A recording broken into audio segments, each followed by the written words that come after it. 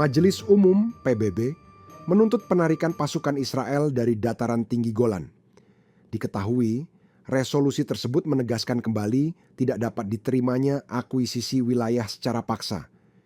Dikutip dari Anadolu, resolusi ini diajukan oleh sederet negara, yakni Bolivia, Kuba, Korea Utara, Mesir, Irak, Yordania, dan Lebanon.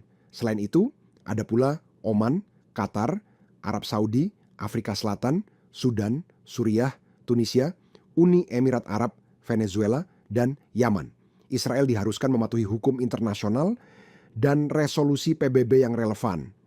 Disebutkan, resolusi tersebut menekankan bahwa keputusannya untuk memberlakukan hukum dan yurisdiksinya di dataran tinggi Golan batal demi hukum dan tak memiliki keabsahan apapun.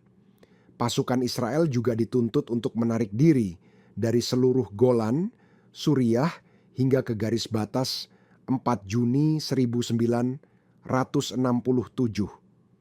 Resolusi itu juga menekankan ilegalitas pembangunan pemukiman serta kegiatan lain di wilayah tersebut.